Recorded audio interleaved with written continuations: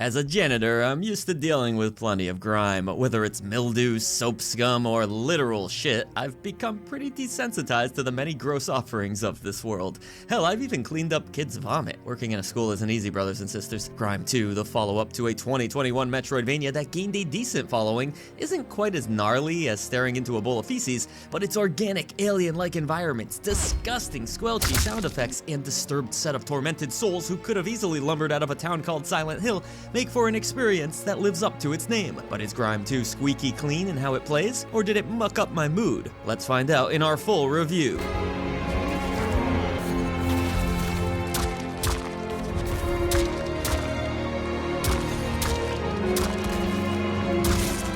But real quick, keep Games Media squeaky clean over at patreon.com/idreamofindiegames, where you'll gain Discord access to the greatest indie gaming community, enjoy early ad-free shows, and so much more. Your new indie gaming community is waiting for you. Grime II is another entry into the Metroidvania genre, hoping to stand out from the many currently flooding the industry, and in some ways, it does just that. Coming to us from developer Cloverbyte, it has all of the genre staples, including a sprawling map to explore teeming with secrets, new abilities to discover and master, gnarly enemies accompanied by behemoth bosses, a rousing orchestral soundtrack, and lots of mysterious lore.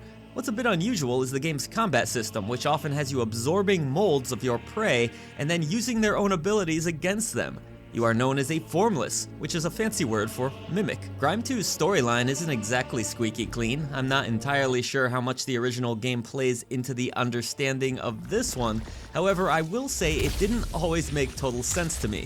Our tale opens on the narration of the Rippler of Waves, which from what I can gather is some sort of creator or godlike creature, and you're an egg. Players answer a variety of questions as they gain consciousness and are then born into a grimy world, for lack of a better word. After being flung through the Rippler of Waves' vagina and pubes, you awaken in a small pool of primordial ooze, newly baptized by a bouquet of hands. Now it's time to do something, I guess, otherwise this would be a pretty boring game. Jokes aside, it's a fittingly weird intro for a pretty bizarre experience. The core of the story seems mostly about becoming who you are. Through characters that you encounter, you'll slowly learn a bit more about your own existence. Why were you created? Why do you hunger? Did I leave the burner on when I left the house? All of these questions might be answered, emphasis on might, as you'll make many choices throughout the narrative. I don't know if I loved how cryptic this game presents, but at the least it's always somewhat interesting and even humorous in a few instances. Playing as a formless, Grime II features a robust offering of systems and customization that will allow you to enjoy the game according to your individual skill level and preference. For one, the first pivotal choice to be made is your play mode, either standard, which follows the developer's original intentions, or a much appreciated story mode wherein difficulty is lowered and damage numbers can be further tweaked.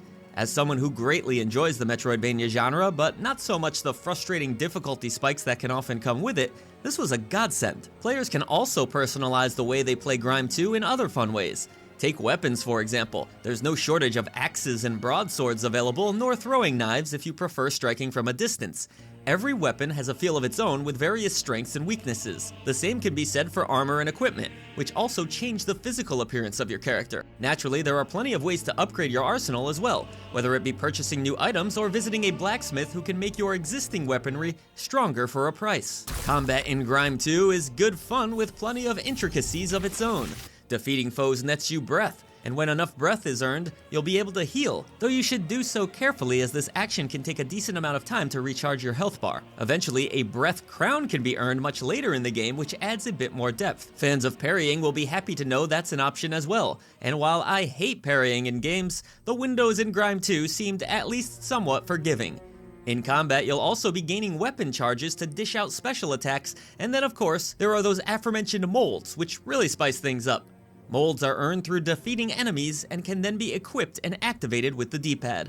This can lead to some very cool combination attacks, and while I never perfected the combat of this game, I could easily see advanced players thriving with the many options available. I won't go into every detail about the game's many systems, but you should also expect a relatively straightforward leveling format, which allows you to build out stats in many different ways. Focus on strength and dexterity, or take a more balanced approach.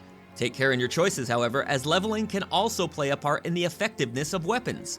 There's plenty more here involving molds, but I'm not here to give you a full tutorial. You'll learn as you explore, and discovery is half the fun. On the topic of that, exploration is the other key component of any good Metroidvania game, and thankfully the world of Grime II is not only vast, but it's quite interesting to unveil. Getting around isn't too much of a hassle with fast travel points available, and a solid though unremarkable map that serves the purpose and not much else. It's certainly not foolproof, and I am a fool, but expect the usual dose of backtracking that comes with the genre. And then, of course, the further you progress, the more abilities become available. Eventually, you'll have a grappling hook of sorts, and even a wall jump, which allows you to reach areas that were previously dead ends. Platforming feels quite good in my opinion, snappy, and a cut above your average Metroidvania. There's a good amount of it to be done too, some of which can net you some helpful rewards. Grime II is not an easy game on its default settings, which is good news for those who are hungry for a challenge. Bosses will show no mercy, and enemies and traps put up a good fight too. It's satisfying toppling tough opponents and then being able to quite literally absorb them to grow more powerful. As I mentioned, accessibility tweaks ensure most people will be able to stumble their way to the finish line, which will take well over 20 hours. The visuals of Grime II remind me a bit of Diet H.R. Giger. A bit more down-to-earth, though still sublimely organic and textured. There are body parts strewn about, fascinating characters to meet with uniquely unsettling features, and varied landscapes that feel unique between zones, offering wonderful variation. A few low-resolution textures can appear in spots, and a couple hiccups presented themselves at times, proving that this is still very much an indie on a budget, but it's a pretty nice-looking product overall with solid art direction. I especially enjoyed the creature designs and overall soundscape of the game. It sounds downright gross at times, which is perfectly suitable for its world. The soundtrack is very good too, sometimes bombastic with its orchestral compositions, and other times presenting tranquil pianos and even vocal melodies. I can't say I encountered too many performance issues throughout gameplay, as Grime II ran very nicely on my 4070 even at the 4K resolution. There were no major frame rate drops, no crashes, and outside of those rare visual bugs, things were smooth as butter on PC. On Steam Deck, the game doesn't fare quite as well. I tried out a variety of settings, but couldn't get much above 40 FPS even on low settings with all of the effects turned off. Obviously, you lose a good deal of fidelity on Valve's handheld as of launch, but it's functionally playable if you're willing to mess with things a bit and can accept not getting a steady 60 frames per second. This could very well be ironed out quickly with a few optimizations post-launch. Overall, it wasn't the ideal way to play, but certainly an option. While Grime II doesn't entirely break the mold, it offers just enough to help it stand out and feel uniquely its own. I enjoyed the game's platforming, most of its exploration, and interesting combat system, which mixed in both molds and environmental objects. There's still maybe a touch too much backtracking, and the whole cryptic lore thing has run its course with me personally, but I did still enjoy some of the humor and interactions that were present. Plus, the whole game is just kinda weird, but in a good way. If you seek a new Metroidvania that is well made and is willing to try new things, Grime II is a prime example of how to push the genre forward in different ways. At I Dream of Indie Games, we do believe games are so much more than a number. That's why we have our Genie Lamp tier system. Avoid that dreaded Indie Krampus at all costs. He really sucks, but we go all the way up to the elusive golden Genie Lamp of approval for those essential releases, and Grime II earns itself the silver Genie Lamp of approval.